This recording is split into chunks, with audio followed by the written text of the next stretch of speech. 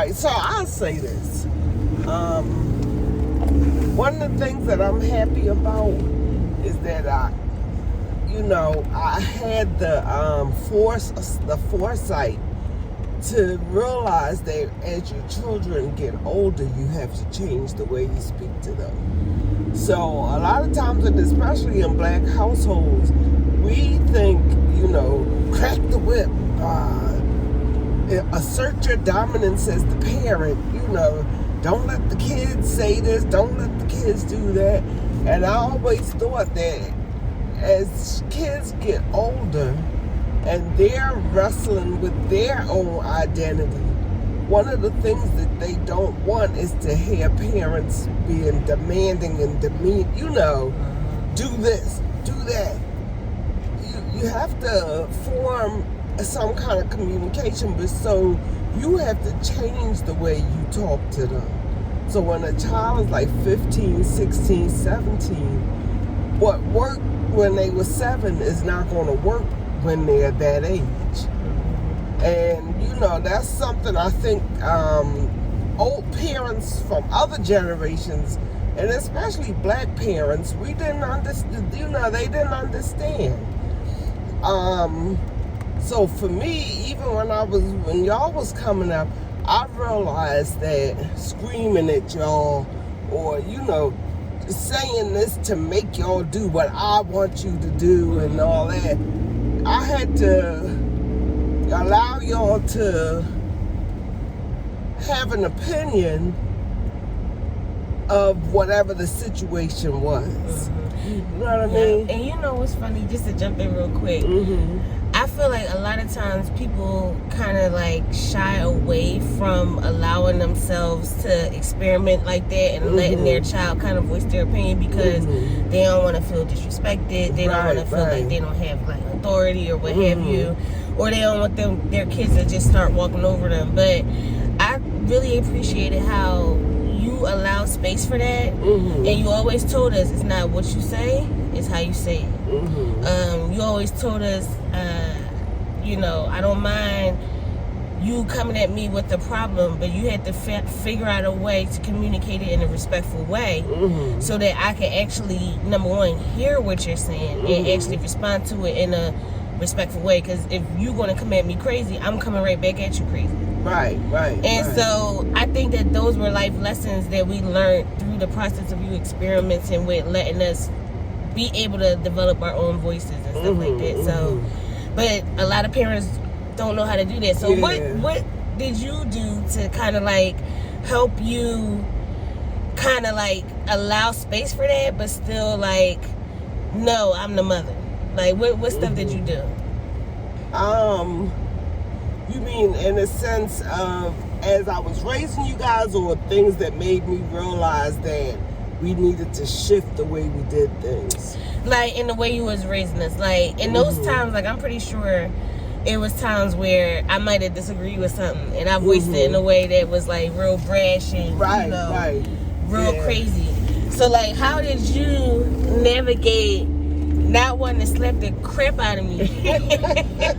But also that was tough, and I will say the reason why that was tough is because you have a very strong personality, and one thing that I had to learn that I did not realize about you was that you are very passionate. So when you get passionate, it comes across real strong and real brash, and I had to learn that about you. That so at times, and I'm not gonna lie, there was times when you got on my last nerve. I was like, this girl is disrespectful, she's this, she's that, and I shed tears because I used to be like, well, what the heck? But when I learned that was your personality and it wasn't you being disrespectful, it was you being passionate, then I was able to, process it differently. Because at first I used to process it like an attack. You know what I mean? Instead of passion, it came across as you were attacking. one of the things that I wish I had done differently was to recognize that earlier in you so that we could try to mold you a little differently as far as understanding you're an alpha type personality. So as far as, and that's good, you need that strength and you need that, but at the same time, you need to know when to take that alpha and spread a little beta in. You know what I mean? Just bring it down sometimes. But part of the one thing that I will say that made me realize some things was when I went back to school and took a developmental psych class. And when I took that class and I understood the science behind what was going on, in your teenage years, in your pre-adolescent years. So that helped also for me to think of things differently, because then I understood the different stages that you go through, why you're going through them. One example, and it's funny to me now, but the way we were raised is, in generations before us, was that there's no late sleeping in my house. Get up, you lazy, all that stuff. And that's not the case. It's a scientific reason as to why school age, kids and teenagers and so on, why they sleep so much. Because their body is using so much energy in their growth process that they require more calories, require, more rest. And so learning that kind of stuff also was a good way for me to change how I did things, or not even do things like that with you guys. Like, nobody sleeps in my house past this o'clock and this, I was like, let them sleep. That's the energy, and that's using up and growing. So I say all that to say this. I took some of my experiences and when I was growing up and how it made me feel when certain things happened, and I tried to remember those, and then along with learning the psychology. Yeah, and that makes sense. That makes a lot of sense. Yeah, because that's important, and a lot of times we don't realize that. Like, I know a lot of us, first of all, I understand why people don't want to necessarily go to college. It's very expensive. It can put you in a lot of debt. But I also feel like a lot of us kind of devalue the learning process that we can get from higher education. Yes. And when you get exposure to information like that, and then you aren't able to apply it to your actual life, it really does, make it makes a difference. It makes a difference. I have a problem with the fact that we have to wait till college to learn certain things. Listen, they should be teaching this stuff in middle school. Yes. I'm like, why do they not teach this? But it's, first of all, from the time, especially in the public school system in Philly, when between the grades of 6th and 8th grade, you don't learn nothing. I don't care what nobody say. I don't care what school you went to. You're absolutely sitting there taking up time and space when you're in 6th, 7th, and 8th grade. So what they need to do is they really need to invest into their age group. Dang, this joint is messing up. Hold up. They really need to invest into their age group a lot more. Give them courses like developmental psych. Give them courses like human relations. Give them courses like executive functioning skills. Teach them about socio-emotional intelligence. Have them do community service. Yeah. Like, that's the type of stuff they should be doing while they're in school from that age. Grow a garden. And I know garden can also be for the younger kids too, but older kids can do a lot in the garden too. Yes. So, and the thing about that, when I was coming up in school, they had home ec, and you could learn to sew and learn this and learn that. And they took that out of schools. I understood, it was money, but a lot of guys, they used to have wood shop. You could go and learn how to make different things. So if you were someone who wanted to work with your hands and build and, you know, that was a good intro. And they took all of that stuff out of school. But I was, as you were talking, and I think it's important for us to say who we are, you know, so that some of the stuff that we're saying is not just right off the top of our head. So I'll introduce myself, and then I'll have my daughter introduce herself, and then we'll go, you know, we'll continue from there. So my name is Ramona Beasley, and I am a registered nurse. Practiced oncology nursing for a number of years, and now I am a nursing instructor at one of the community colleges here in Philadelphia. I've also done work with Drexel University with their nursing department, you know, and a lot of this is the opinions and so on is from just life lessons and the education process. You know, when I went back to school to become a nurse, and I realized that I do have a scientific mind, I understand that, you know, there's more to just everything, and I never get into that debate of, you know, who to believe, science or God or any of that stuff, but I will say that science is your proof for certain things. And so, you know, now I'm able to put that information along with spirituality to, you know, come up with how I think of things. All right, and then Miss Akila is going to introduce herself. All right, and I just want to say, first of all, I watched my mom through the whole process of becoming a nurse and becoming a professor. Before, when I first met her, when I was younger, right? She was a manager of a bank. She had her own daycare center in our house. She just did it all. She worked at different corporations throughout the years, and so just seeing her evolve all this time is just like so beautiful. But anyway, oh, thank you. You're welcome. Anyway, my mom forced me to go to college. So I didn't force her. I'm a teacher, unfortunately. So no, let me stop. I love teaching, but I have my background in the field of education.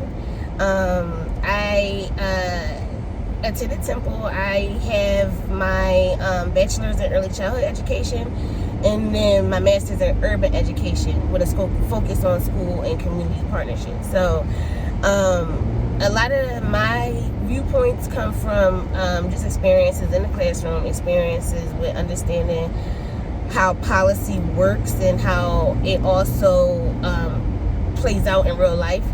And then theory, like a lot of the theory that we learn as educators, just linking it to real life experiences. Those are the types of things that, you know, a lot of my viewpoints and things come around. Also, in some ways, entrepreneurship is something that I'm interested in. So some of my views are, you know, from an entrepreneurial stance.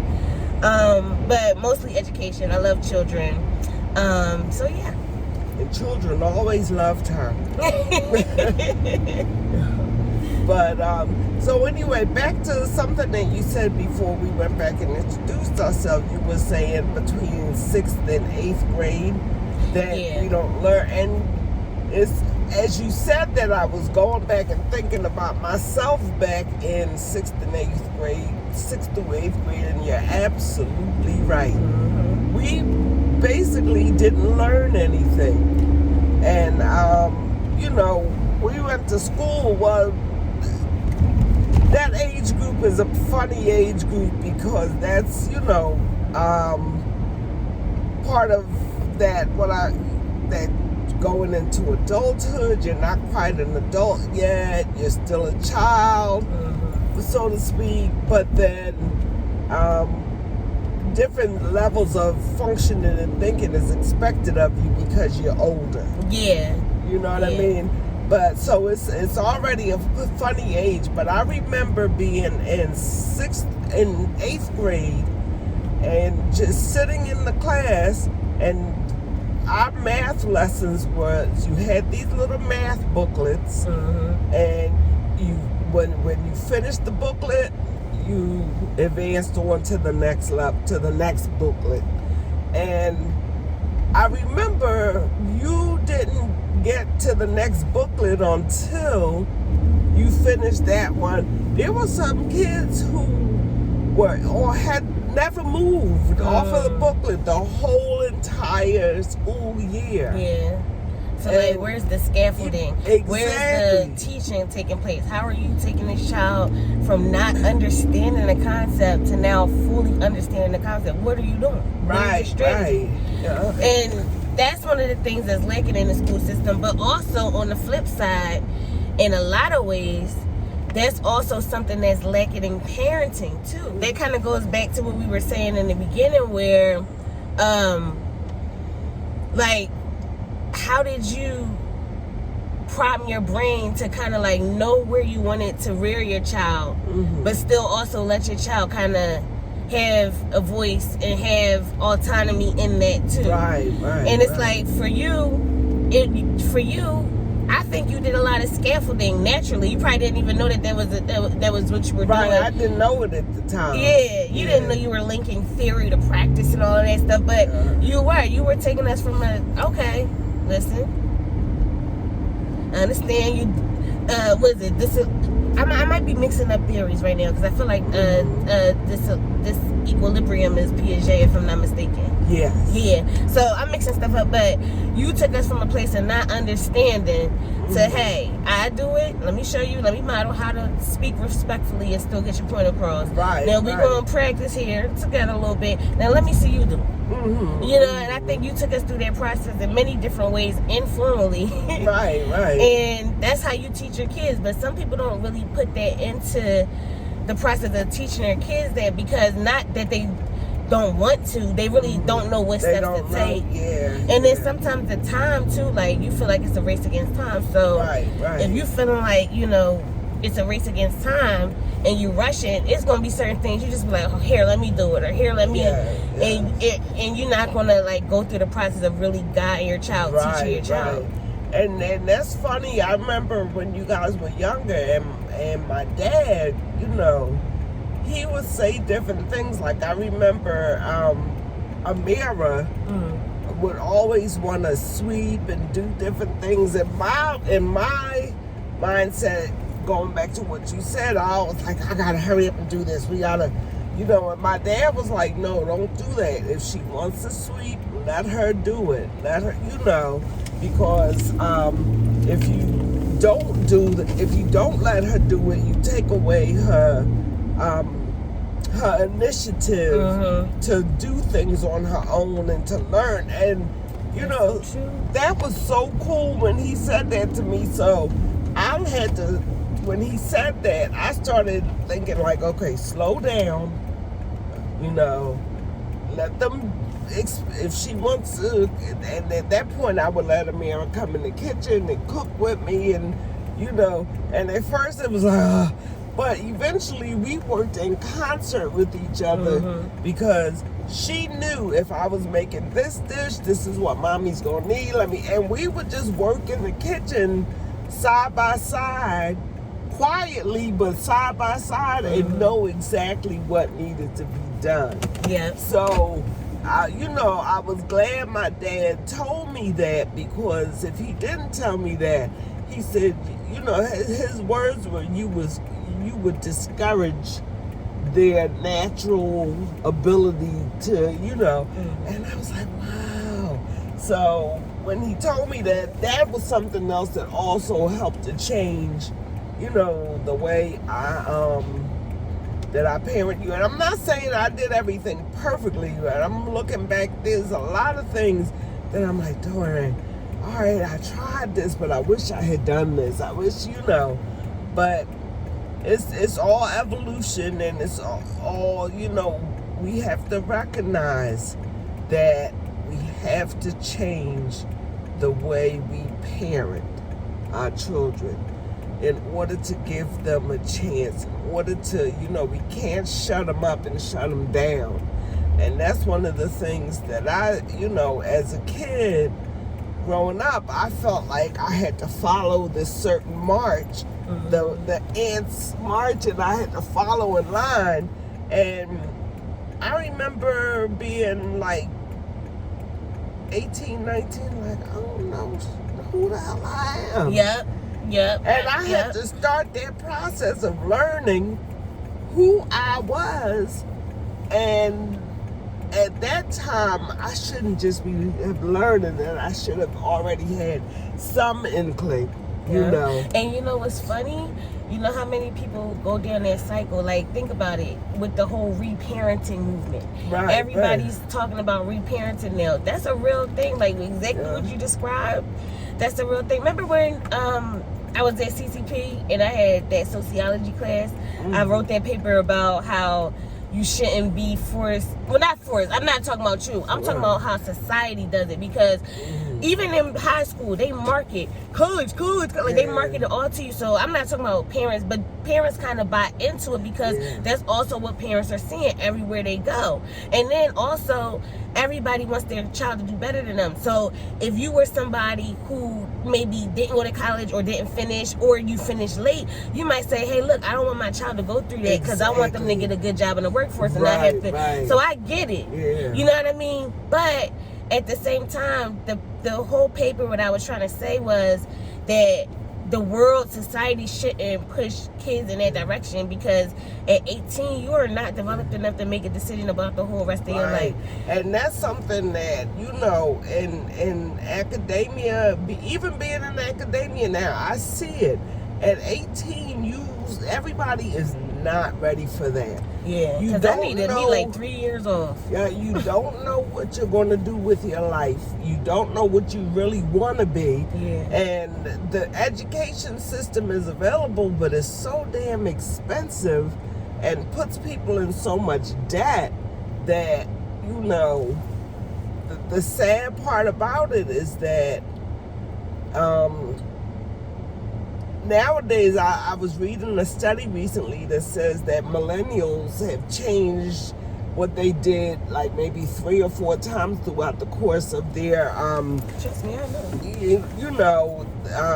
And so every time you decide to make a change, so you have a bachelor's that you got when you was 22, and now you're like, so you go back to do something else, and you do that for a couple of years, and it's like, and then you go, it's like a vicious cycle.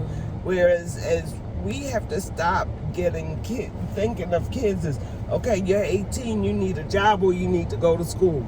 We